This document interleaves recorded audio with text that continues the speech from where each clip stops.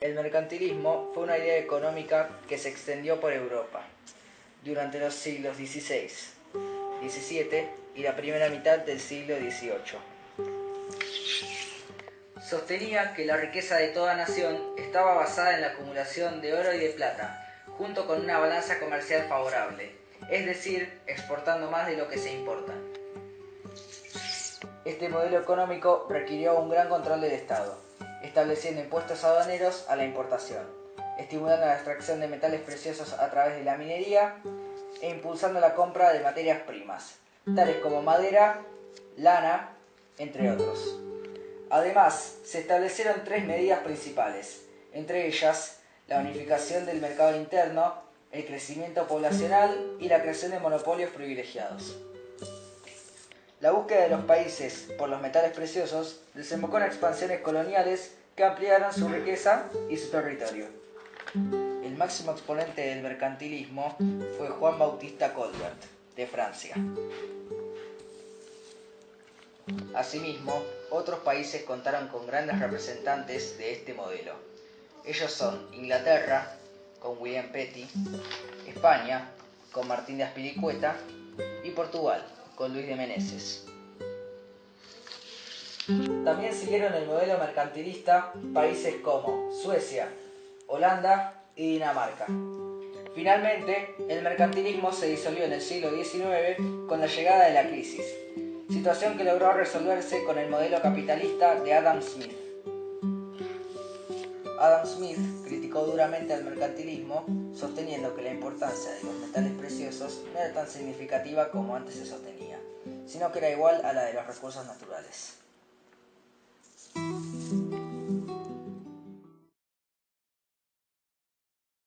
Bueno, yo creo que cuando se habla de capitalismo hay que distinguir entre dos fenómenos distintos.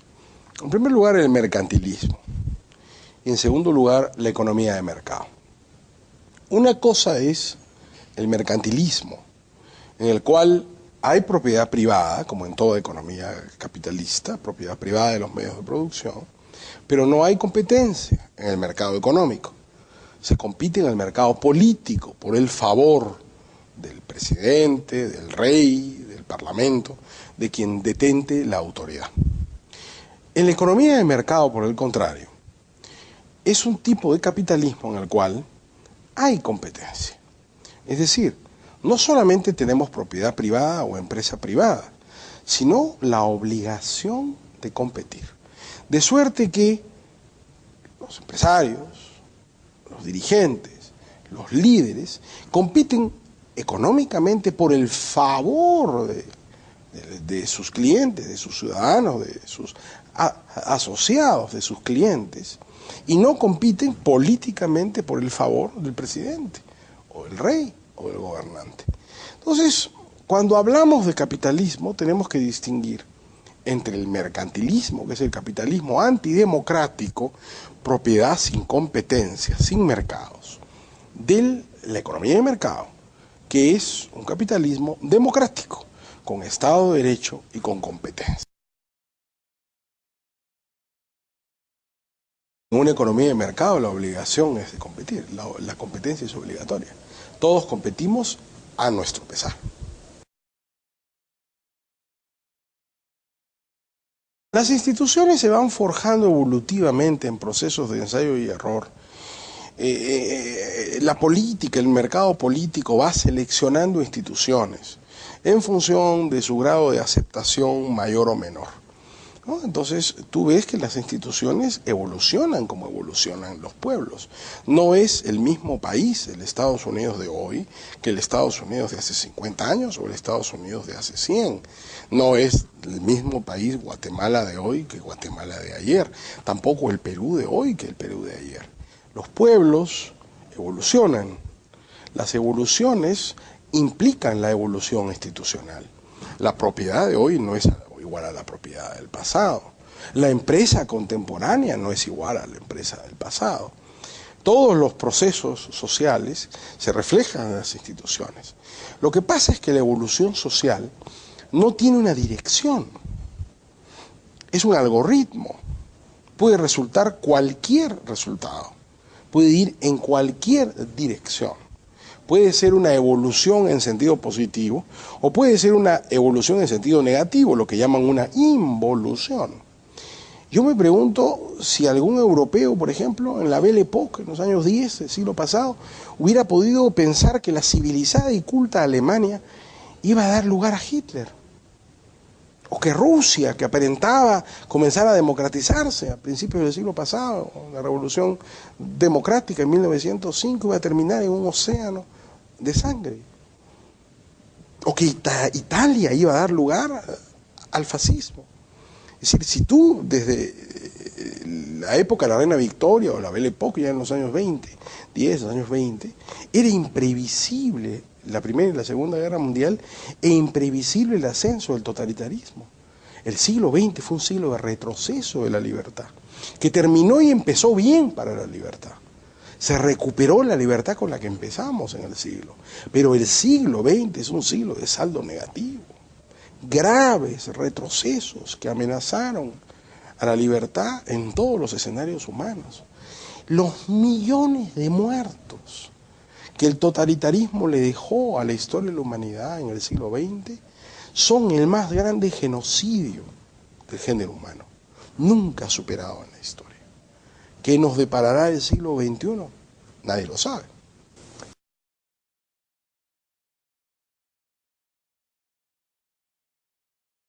El mercado, capitalismo democrático, tiene muchas instituciones en común con el mercantilismo. De hecho, Heckscher, que fue el que propuso esta distinción, Elie Heckscher, creía que la economía de mercado era una fase superior de desarrollo del capitalismo y que el capitalismo, su primera fase era el mercantilismo y su segunda fase era la economía de mercado.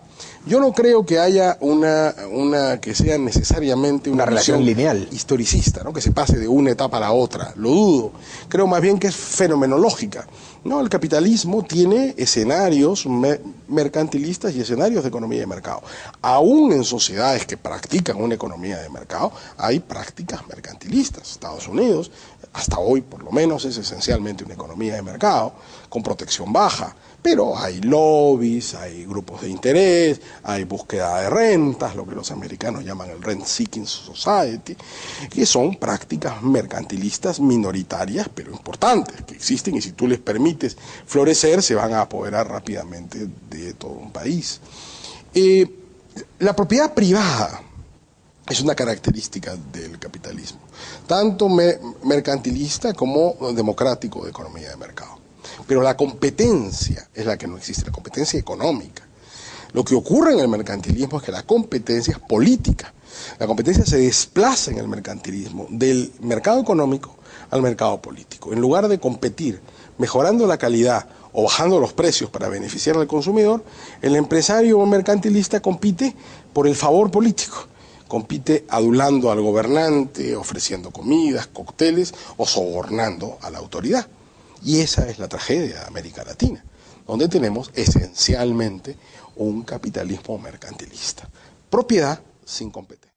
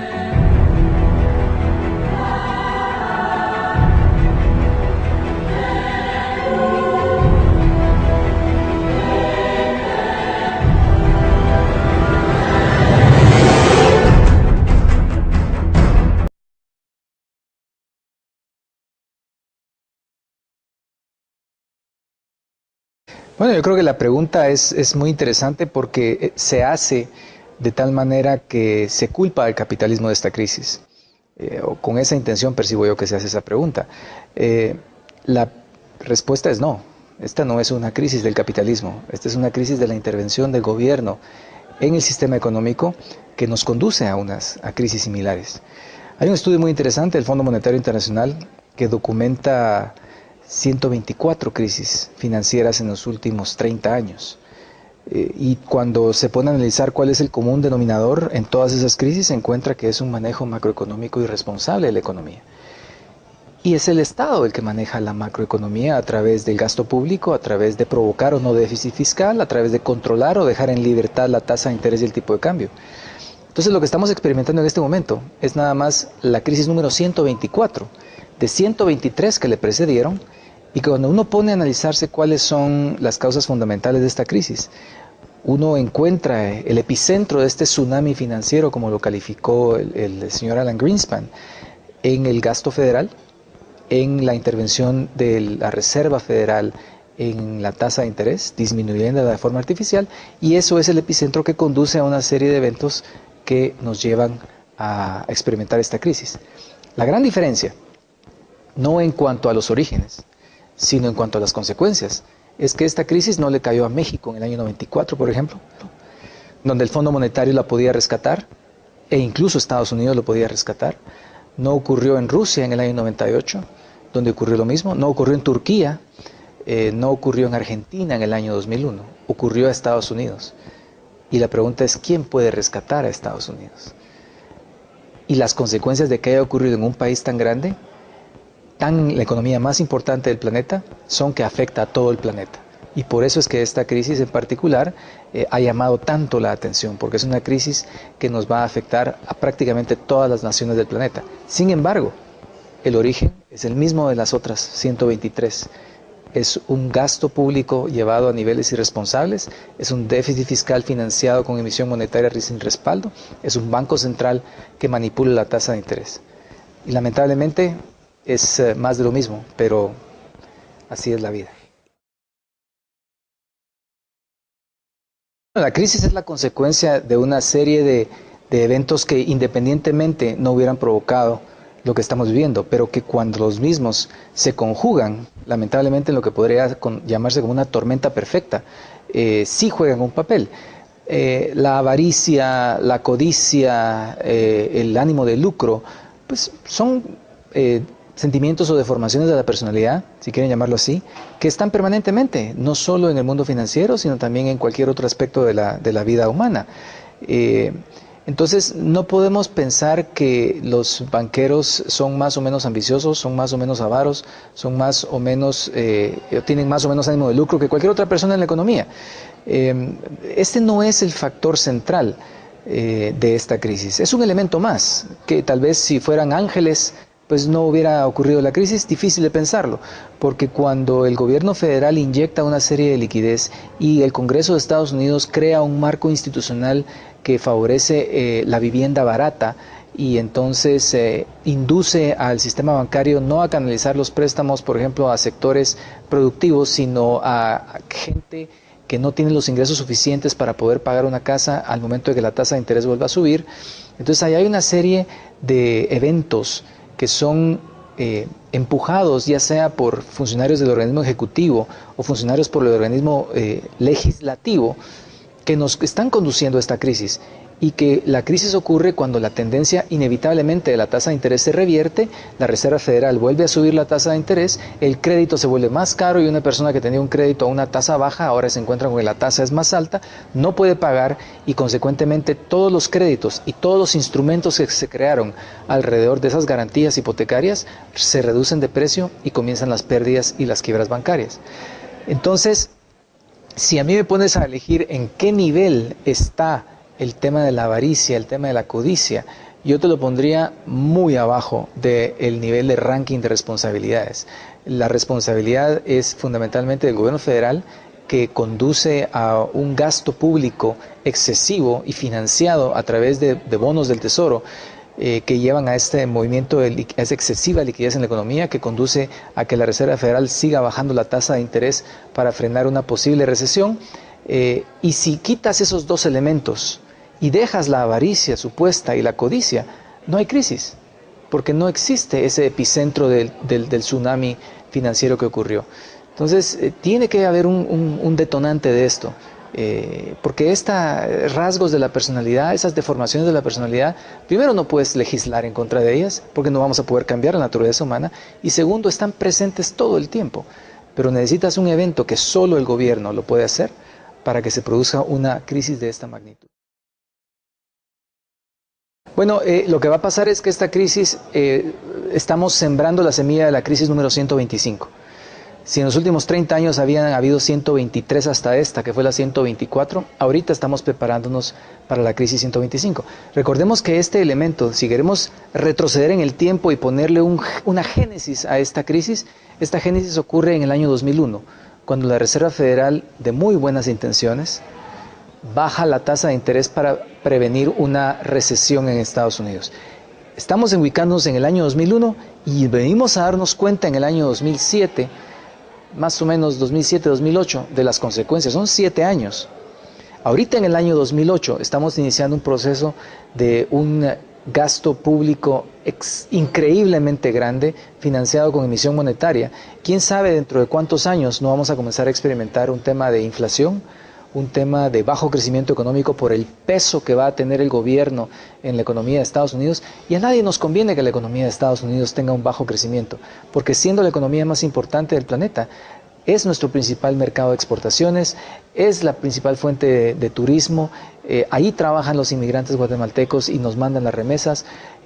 Lo que estamos diciendo es que queremos que Estados Unidos prospere, pero lamentablemente la forma como Estados Unidos, el gobierno de Estados Unidos, está manejando la solución a esta crisis es únicamente conducirnos a la siguiente crisis, que dada la perspectiva que se está viendo, donde un banco central tenía antes 1 trillón de monedas circulando y en cuestión de menos de un año tiene el doble, 2 trillones, y hace crecer de esa manera la liquidez en la economía, es una potencial inflación. Que ojalá que cuando regresemos a esta cinta dentro de 5 años o un plazo que no sepamos, estemos viendo cómo 5 años o ciertos años atrás habíamos previsto este tema y lamentablemente lo que estamos viendo es nada más una postergación de un problema diferente al actual, pero no una solución al problema actual. El chavismo dice que su principal propósito es acabar con la pobreza en Venezuela. Sin embargo, hoy más de 9 millones de venezolanos siguen siendo pobres. La explicación está en el modelo económico chavista. Veamos las cifras oficiales. Durante los 14 años de chavismo, el gobierno ha recibido 697.000 millones de dólares provenientes de las exportaciones petroleras. Esto equivale a decir que entraron 25.320 dólares por cada venezolano, 3 veces más que durante los 14 años anteriores. Es el periodo de mayor riqueza petrolera de nuestra historia. Uno se imaginaría que disponiendo de todos estos recursos, la economía de Venezuela se hubiese disparado. Pero no fue así. En el 2013, cada venezolano produce apenas 13,5% más de lo que producía en 1998. Bajo el chavismo, hemos sido el país de más bajo crecimiento económico de América Latina, solo por encima de Haití, que fue devastado por un terremoto. Si la economía no creció, ¿qué se hizo con nuestra plata? La gran mayoría, un 62%, se gastó en importaciones. Las políticas del chavismo han llevado a que sea más barato importar que producir en el país. Mientras los bolívares perdían poder adquisitivo en Venezuela por la inflación, mantuvieron su poder adquisitivo en el exterior por el control de cambio. Como resultado, se gastaron 483.000 millones de dólares para importar bienes desde el extranjero. Y aquí está la clave del modelo chavista. Esta avalancha de importaciones permitió aumentar el consumo de los venezolanos en un 53%. pero a costa de nuestro desarrollo económico, ya que las importaciones compitieron deslealmente con la industria nacional, convirtiendo a Venezuela en una máquina generadora de riqueza y de buenos empleos, pero para otros países. Tuvimos la oportunidad histórica de sacar a Venezuela de la pobreza y el gobierno la desperdició. Solo 1 de cada 3 personas en situación de pobreza en 1998 lograron superarla en estos 14 años. Nuestros vecinos redujeron la pobreza a una velocidad mucho mayor. Argentina en 75%, Uruguay en 53%, Perú en 52%, Chile en 46% y Brasil en 44%. Y ninguno de ellos tuvo los ingresos petroleros que tuvimos nosotros. Lo hicieron centrándose en políticas que aumentaran su producción. El modelo económico chavista no genera progreso. Fue nacionalista solo en el discurso, pero en la realidad afianzó el sistema colonial de exportar materias primas e importar todo lo demás. Es un modelo tan insostenible que a pesar de los altos precios del petróleo, el gobierno tuvo que multiplicar por 4 nuestra deuda externa para poder financiarlo. Y el resultado lo estamos viendo todos los días en la calle. Escasez, inflación, devaluación, un ciclo que nunca va a parar con este gobierno. Si quieres progreso y políticas que verdaderamente permitan superar la pobreza, vota por un cambio.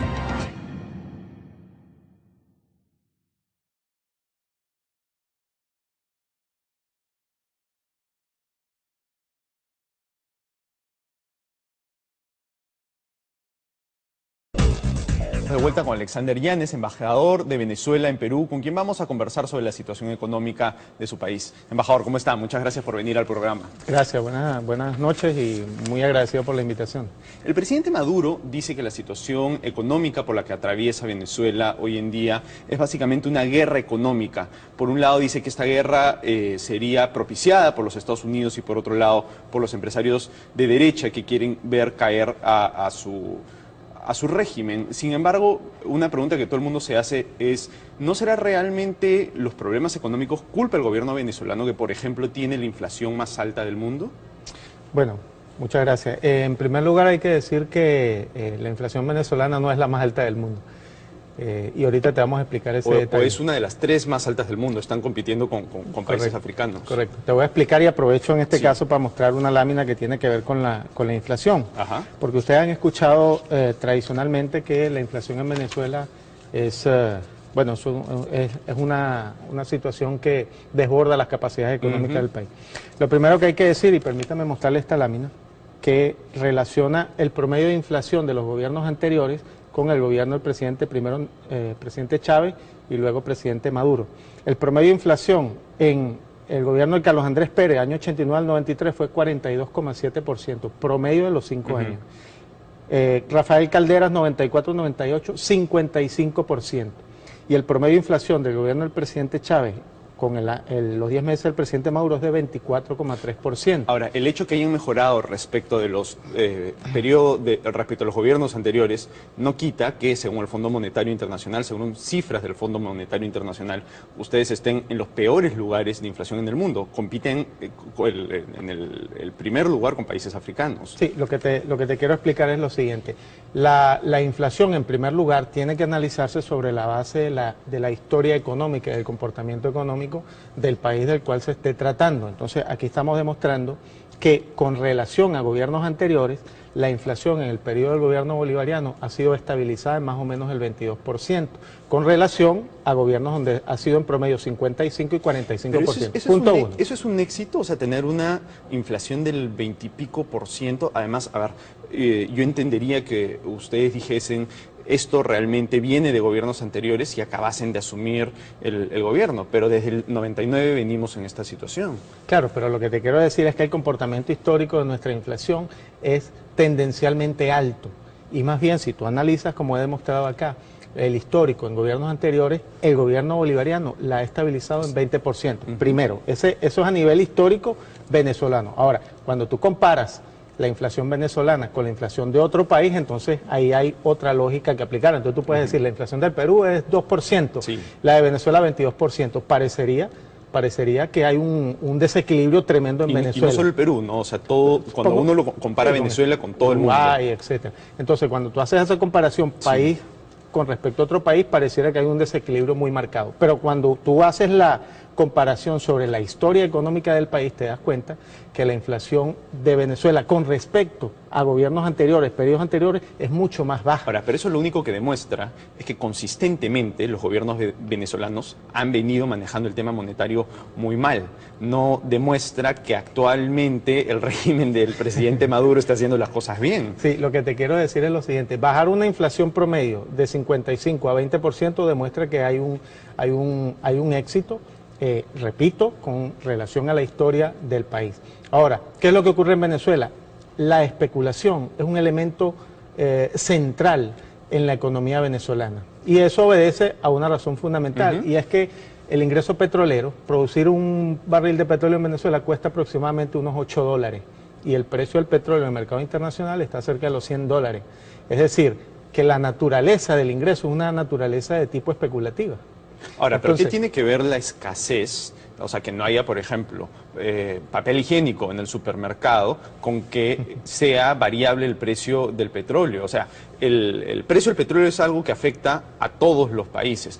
Perú también se ve afectado por los precios del petróleo, y nosotros sí tenemos papel higiénico en los supermercados. Nosotros también tenemos papel higiénico. Bueno, no es lo que reportan todos los medios independientes. Una cosa es la matriz mediática sobre el tema de la escasez en Venezuela.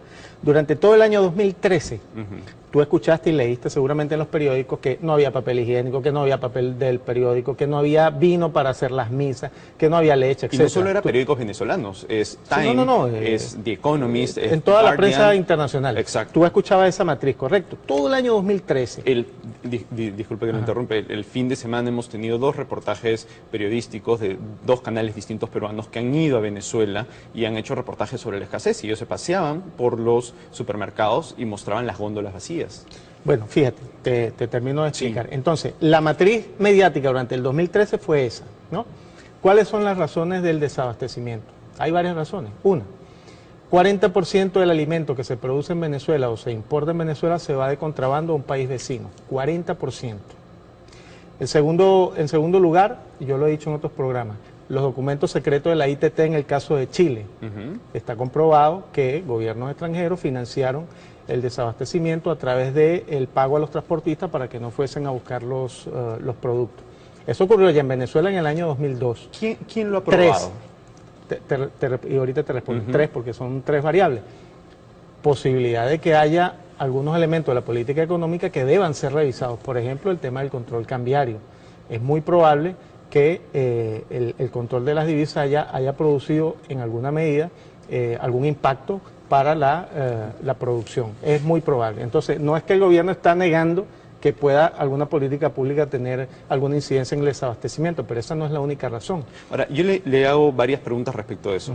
A mí me diese la impresión de que más bien tiene que ver, por un lado, con la inflación, por otro lado, con los controles de precios. Si las empresas no pueden vender al precio que ellas quieren, entonces no les es rentable vender y por lo tanto no abastece.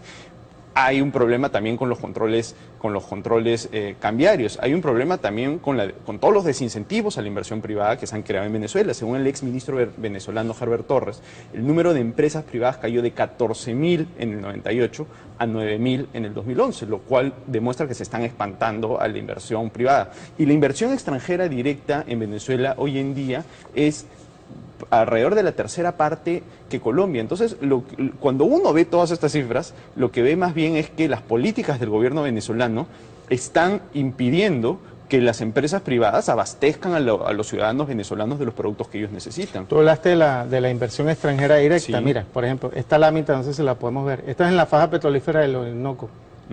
Hay casi 30 países invirtiendo en Venezuela en este momento, ¿no?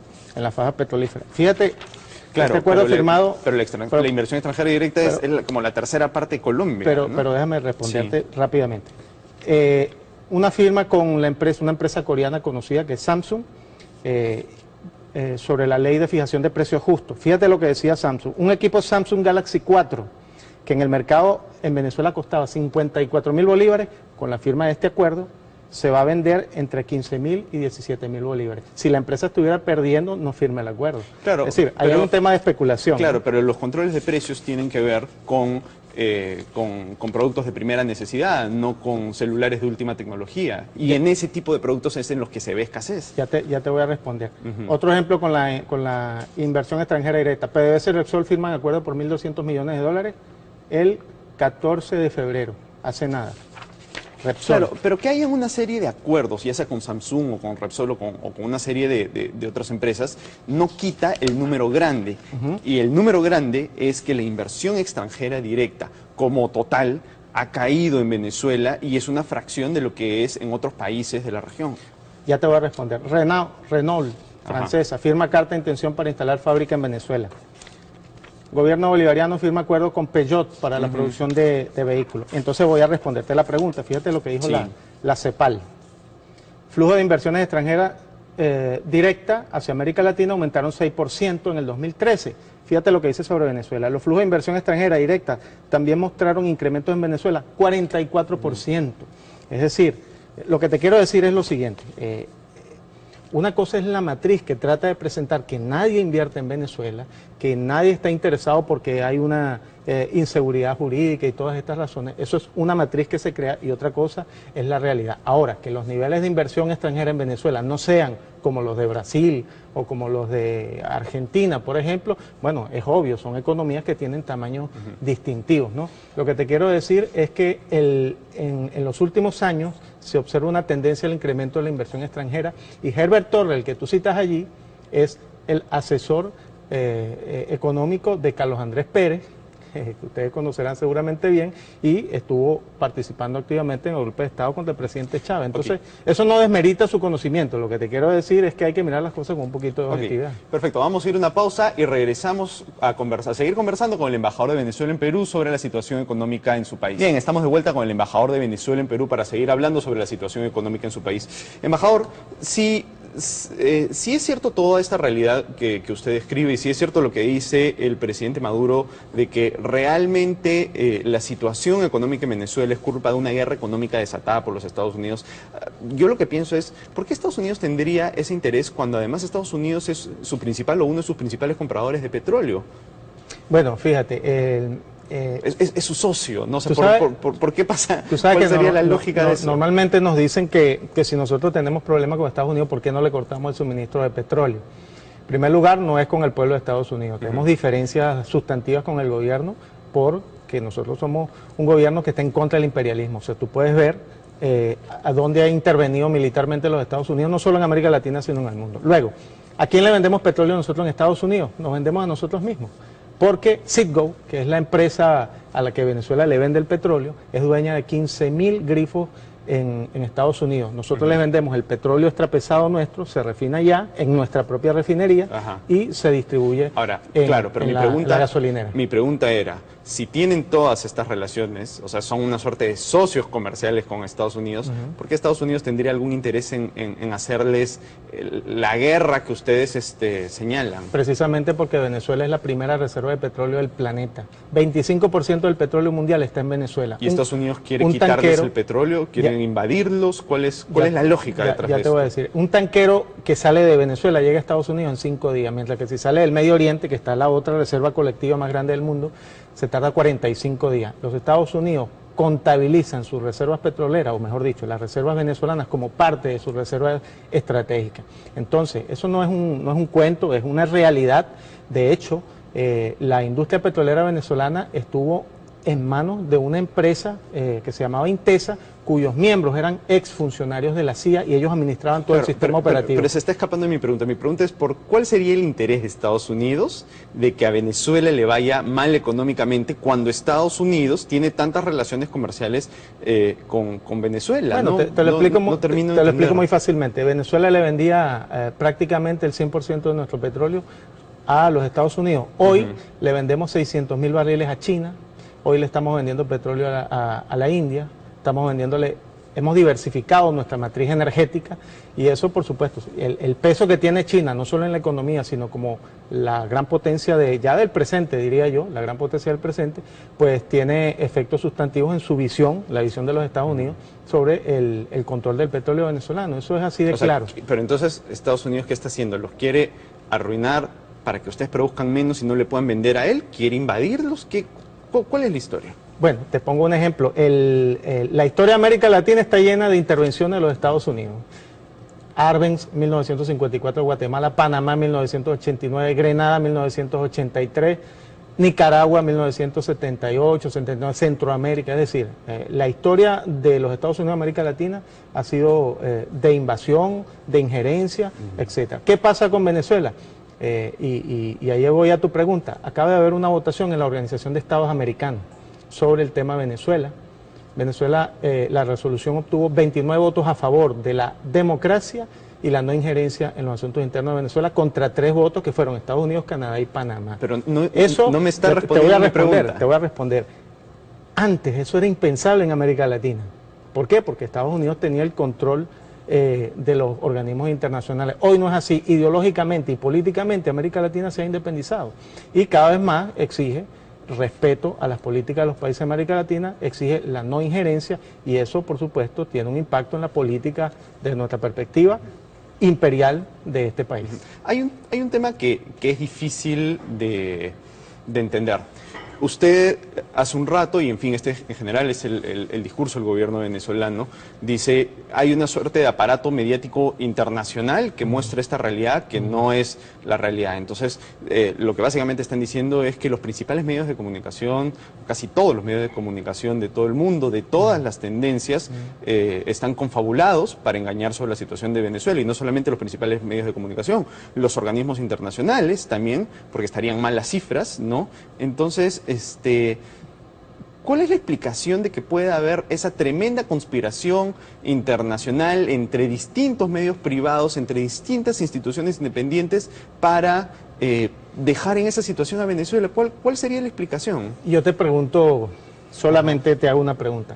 ¿Tú has visto una noticia positiva sobre Venezuela en los últimos 3 años? ¿Has visto una noticia positiva? Eso dice mucho de Venezuela, ¿no? O sea, ¿tú crees que en Venezuela no pasa nada positivo? O sea, lo que te quiero decir es que hay sin duda una campaña que pretende magnificar los hechos negativos, que los hay, problemas, circunstancias, etcétera. ¿Y de quién es la campaña? ¿Y cómo esa campaña involucra pues entidades como el Fondo Monetario y no sé, la revista The Economist británica y el New York Times y The Guardian y medios latinoamericanos? Bueno, ¿quién tiene tanto poder para manejar tantas instituciones para fregar a Venezuela? ¿Quién crees tú que tiene tanto poder? No sé, dígamelo usted. El Fondo Monetario Internacional, por ejemplo, entró en una crisis porque países como Venezuela, Brasil y Argentina le pagaron sus deudas ante el Fondo Monetario. El Fondo Monetario quisiera que Venezuela le pidiese prestado a ellos porque de esa manera, bueno, ellos pueden administrar su propia burocracia. Ahora, ¿a quién le pide prestado Venezuela? A China, a Rusia, que son países que no nos condicionan los créditos. China nos ha prestado 40.000 millones de dólares, por ejemplo, para proyectos de desarrollo industrial, de los cuales ya hemos pagado más del 50%. Ahora, si se lo hubiésemos pedido al Fondo Monetario, seguro nos dicen tienen que bajar el gasto social, tienen que liberar los precios, es decir, una serie de medidas que son a todas luces contrarias a la visión económica del país. Según Transparencia Internacional, según esta organización internacional, Venezuela es el país más corrupto de Latinoamérica y a nivel global es el número 160 de 177 naciones en el ranking de corrupción. Transparencia Internacional también es parte de este conglomerado que quiere hacerle daño a Venezuela. Mira, yo te digo una cosa, no hay país en el mundo donde no haya corrupción, no hay. Todos los países del mundo, Estados Unidos, hasta Suecia, tienen problemas de corrupción. La corrupción no es un problema particular de Venezuela, es un problema inherente al modelo económico, que es un modelo... inherente al modelo económico.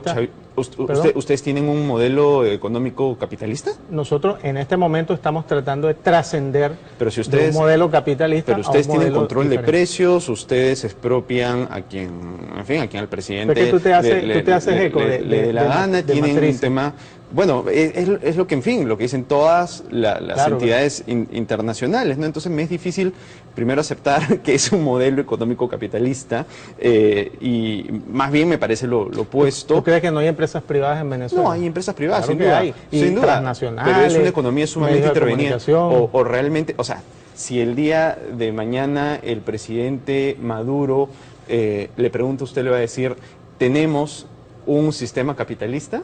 El comandante Hugo Chávez nos heredó un sistema capitalista. Sí, ¿Cree que se puede decir nosotros eso? tenemos un sistema que ha sido heredado, un sistema capitalista, y lo que se está tratando de hacer es trascender de ese modelo a un modelo más justo, Y entonces más solidario. el sistema capitalista, lo que usted me está diciendo es el sistema capitalista venezolano es el culpable de, según Transparencia Internacional, de sus altos niveles de corrupción en el gobierno. Bueno, te repito, el tema de la corrupción no es un tema inherente a Venezuela solamente. O sea, tú puedes revisar cualquier país del mundo, tiene problemas de corrupción. Se están tomando medidas. Una de esas medidas fundamentales, el cambio de los valores en la formación educativa. Es decir, otro de los elementos fundamentales, reducir al máximo los niveles de pobreza.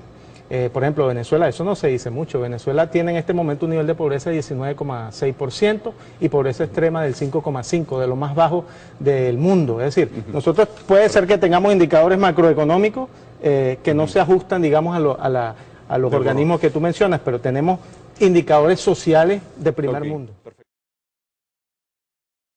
Este jueves se realizó el foro Perspectivas 2014, ¿Qué hago con mi empresa?, en el que sus ponentes intentaron dar algunas claves de la actual problemática que vive la economía venezolana y varias predicciones que estiman para el próximo año. El economista José Guerra opinó que el problema radica en el sistema. Es este el que corrompe a los partícipes del mismo, por lo que consideró unas restricciones que limitan sus capacidades y terminan tomando medidas extrasistema. Esta ley de cambio ha creado un conjunto de distorsiones. Las distorsiones de todos los controles de cambio, aquí y en cualquier parte del mundo. Argentina tiene exactamente este mismo problema ahorita. Es el sistema que es el corrupto, ni los venezolanos. Es el sistema que es corrupto. No podemos aceptar que nos llamen cadivistas ni no cadivistas. Es el sistema el que corrompió esto. Como consecuencia de decisiones erradas, indicó que el próximo año habrá una devaluación de la moneda nacional. Yo creo que van a mantener el tipo de cambio oficial, pero no lo van a mantener jamás a 6.30. Jamás. Eso va a ser una devaluación que va a estar en 10 bolívares por dólar para ciertas importaciones catalogadas por el gobierno como importaciones fundamentales. Entonces, unos burócratas van a decir qué es lo fundamental. Por su parte, el politólogo Iván Serra se refirió a la decisión del gobierno de fiscalizar y obligar a empresas a bajar los precios de electrodomésticos con el fin de conseguir rédito electoral. Ciertamente el tema de las políticas públicas no funcionan, no están satisfaciendo la demanda, la gente está molesta, tenemos que echarle la culpa a alguien. Que hay que distinguir el político del estadista. El político es el que está pensando en las próximas elecciones y el estadista que está pensando en las próximas generaciones. Y esta fue una medida básicamente pensada en las elecciones que tenemos dentro de menos de un mes. El expresidente de Fedecámaras, Jorge Botti, habló del hipercentralismo que el Estado venezolano intenta establecer y lo calificó como un futuro fracaso. Para venderle a las grandes compañías como Movistar, como Digitel, hay que cotizarle a una empresa del Estado que se llama Telecom Venezuela, compañía anónima. Eso es muy cubano. Forman corporaciones o macrocorporaciones que funcionan como embudos de todo lo que entra al país. Si usted quiere venderle algo a Cuba, usted tiene que hablar con el jefe de una corporación muy similar a la que acaba de montarse aquí, una especie de supercomercio o superestructura de comercio exterior. Y la corrupción es gigantesca. Advirtió sobre consecuencias graves en la economía que ya se vivieron en el pasado. En el 2007 Zimbabue hizo exactamente lo que está haciendo hoy el presidente Maduro. El resultado fueron casi 1.500 empresarios presos. La inflación llegó a 4 billones por ciento, exactamente, 4 billones por ciento de inflación. El que manda en esta economía es el que tiene. Y eso parecía ser una regla. Hay que tener corotos porque hay un mercado y hay que servirlo. Cuidado, yo siento que estamos aproximándonos a un momento en el que vamos a ver finalmente mermada nuestra capacidad de venta. Eso ya lo vivimos después de los ajustes del 89 y 90 y había que bajar muy duro los precios para tratar de derrotar la mercancía.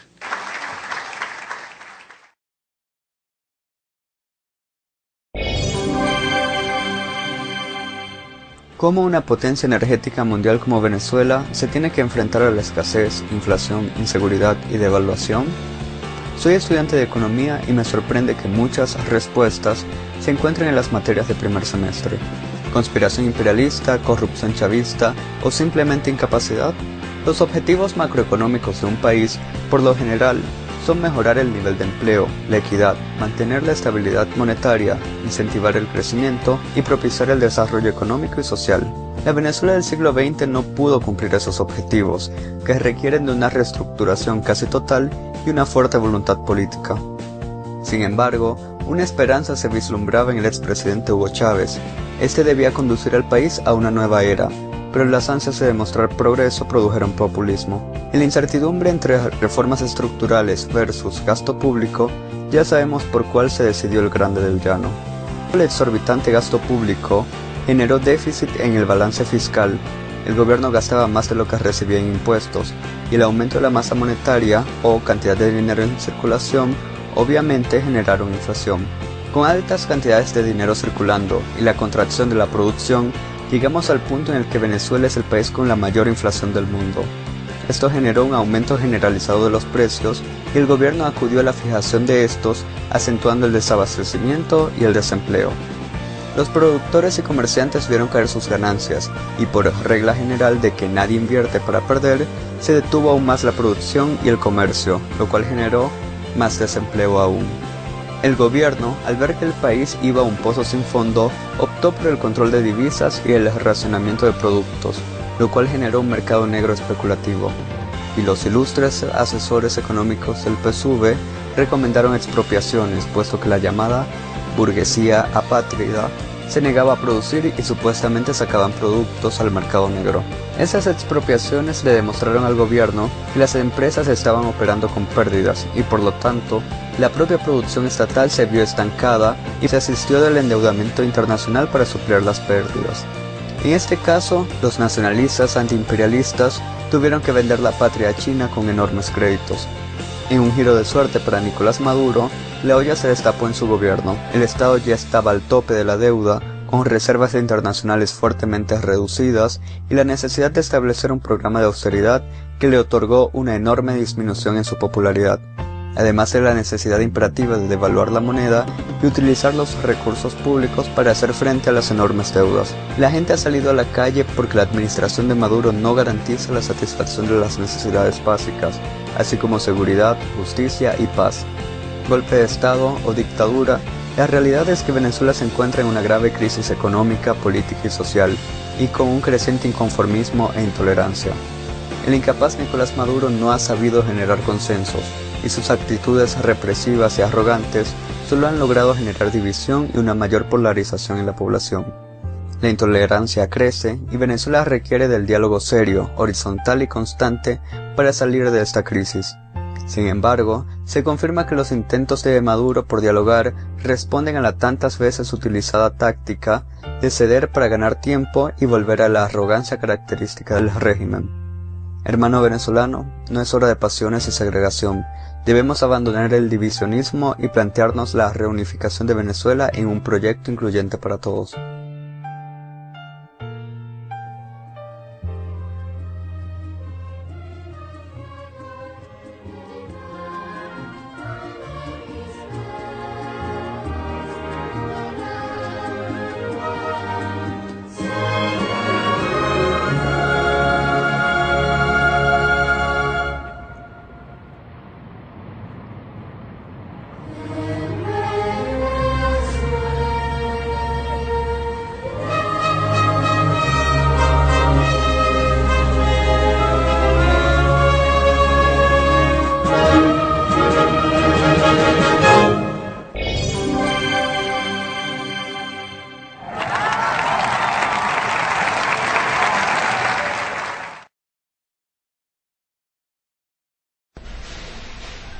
¿Pueden estar las cosas peores? Sí, evidentemente. Esto puede sembrar desesperanza. Sin embargo, desde la perspectiva del historiador se pueden decir algunas cosas animadoras, es decir, que provoquen conductas positivas de los venezolanos frente a la crisis económica que se vive. Vamos un momento a la segunda mitad del siglo XIX, a la Guerra Federal. La Guerra Federal fue una de las más devastadoras del continente. Arrasó con la tierra venezolana.